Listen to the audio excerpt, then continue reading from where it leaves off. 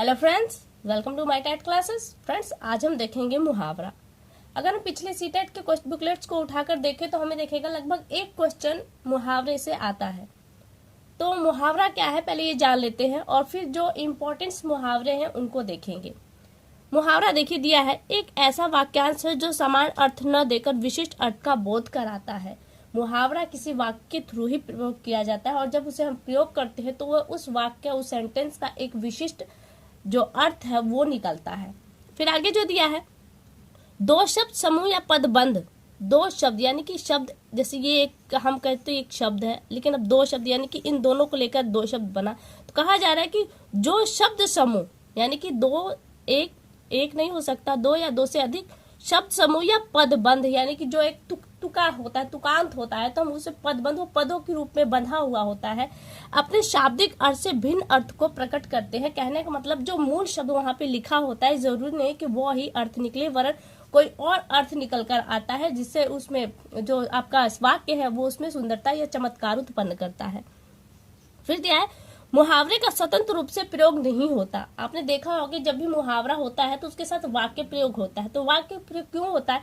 क्योंकि हम मुहावरे को स्वतंत्र रूप से डायरेक्टली नहीं बोल सकते। उसको बोलने के लिए हमें उसके आगे पीछे कुछ शब्द जोड़ने होते हैं जो एक पूरा वाक्य बनता है। और इस यही कारण है कि मुहावरे को बनाने के लिए आपको वाक्य प्रयोग करने पड़ते हैं, जबकि लोकोक्ति जो होती है लगभग दोनों को एक माना जाता है, लेकिन लोकोक्ति जो होती है स्वतंत्र रूप से यूज होती है। उसको हम सिर्फ लोकोक्ति बोलकर रह सकते हैं, लेकिन मुहावरा जब भी होता है तो उसका वाक्य प्रयोग होता है, इसलिए वो स्वतंत्र रूप में इस्तेमाल नहीं होता।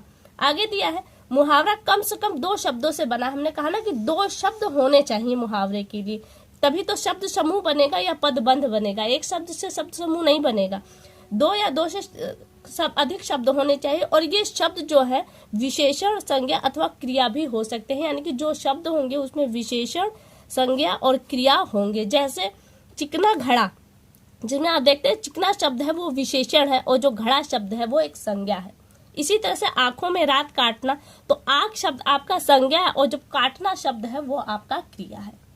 तो ये तो थे मुहावरे के कुछ इंपॉर्टेंट चीजें जो आपको जाननी जरूरी, क्योंकि देखिए फ्रेंड्स, जो भी आप चीज जानना चाहते हैं उससे रिलेटेड उसके बारे में भी कुछ चीजें जानना जरूरी होती है। तो आइए कुछ देखते हैं इंपॉर्टेंट मुहावरे जो मैंने यहाँ पे लिए हैं। यहाँ पे दिया है अंक भरना। अंक भरना मीन्स आलिंगन करना, यहाँ पे गोद में लेना भी होगा इसका तात्पर्य। और मैंने यहाँ पे वाक्य प्रयोग नहीं दिया है, क्योंकि वाक्य प्रयोग आप जान सकते हैं, क्योंकि आपके एग्जाम में वाक्य नहीं दिया जाता, वरन सिर्फ आपको क्या दिया जाएगा, मुहावरा दिया जाएगा, उसका अर्थ पूछा जाएगा, या हो सकता है कि आपको अर्थ दे दे और उसका मुहावरा पूछे। इसलिए वाक्य प्रयोग यहाँ पे नहीं है। आप वाक्य प्रयोग को समझ, इस मुहावरे को समझने के आप वाक्य प्रयोग स्वयं से कर ली। आगे दिया है अंधे के हाथ बटेर लगना, यानी कि बिना प्रयास के ही लाभ हो जाना। तो कहते हैं ना, अंधे के हाथ बटेर लगना। फिर अंधेरे में रखना, यानी कि किसी राज की बात को छिपाना या भेद छिपाना। आंख उठाकर न देखना अर्थात तिरस्कार करना। आगे है ईद का चांद होना, यानी कि बहुत कम दिखाई देना। तो इसमें दिया है बहुत समय बाद दिखाई देना या बहुत कम दिखाई देना। उगल देना, यानी कि अपने भेद, जो भेद अंदर है उसे खोल देना। उल्टी पट्टी पढ़ाना, यानी कि बहकाना। ऊंट का सुई के छेद से निकलना, यानी कि एक ऐसा कार्य जो पॉसिबल ही नहीं है, तो इसके लिए हम कहेंगे असंभव कार्य। ओखल में सिर देना, अपने से जोखिम लेना है, जिसके अपने आप ओखल में सिर दे रहा। आप जानते हैं कि ओखल में चोट लगेगी तो आप उसमें सिर क्यों दे रहे हैं? तो कहने का तात्पर्य है कि आप अपने को आप जोखिम लेना चाहते हैं, तो यहाँ पे होगा जोखिम लेना।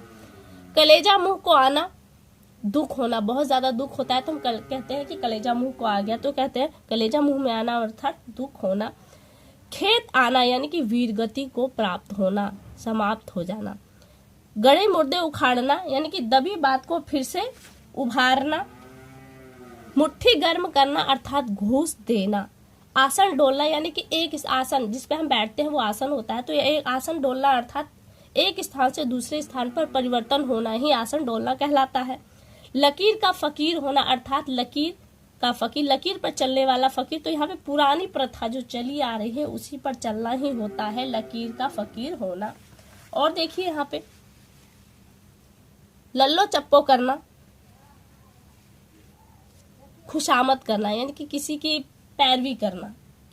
गांठ में बांधना, यानी कि खूब याद रखना। जब किसी बात के लिए कहते हैं ना कि इसे गांठ बांध लो, तो यानी कि इस बात को एकदम दिमाग में डाल लो, याद कर लो। जहर का घूंट पीना, क्रोध को दबा देना, बहुत अधिक क्रोध आए और उसे हम बाहर ना ओपन करें तो वो होता है क्रोध को दबा लेना, यानी कि जहर का घूंट पीना। कान का कच्चा, यानी कि सुनते ही किसी बात पर विश्वास कर लेना, उस पर अमल न करना वरना डायरेक्ट उस पर विश्वास करना, क्या कहलाता है? कान का कच्चा। होश ठिकाने होना, यानी कि भ्रम का दूर होना, अब भ्रम दूर हो जाएंगे तो आपके होता है ना कि होश ठिकाने हो गए। सब्ज बाग दिखाना, यानी कि जो भविष्य है हमारा उसमें झूठी आशाओं को दिखाना, झूठी आशा को दिखाना भविष्य के लिए। टेढ़ी खीर होना, यानी कि अत्यधिक कठिन काम के लिए होता है टेढ़ी खीर। फूक फूक कर पैर रखना, यानी कि सोच विचार कर काम करना, यानी कि वाकई में क्या मुंह से फूकेंगे वहां पे पैर रखेंगे, फूक फूक के पैर रखना, अर्थात आप जो भी काम करेंगे वो बहुत ही सोच विचार कर करेंगे। तो फ्रेंड्स ये था, हमने कुछ सीटेट के जो पुराने बुकलेट्स थे उनके आधार पे मैंने एक कलेक्शन किया था। तो आपको ये वीडियो कैसी लगी, इस के लिए मुझे एक बार कमेंट करके जरूर बताएं। अगली वीडियो में आपसे बहुत जल्द मुलाकात होगी, तब तक के लिए नमस्कार।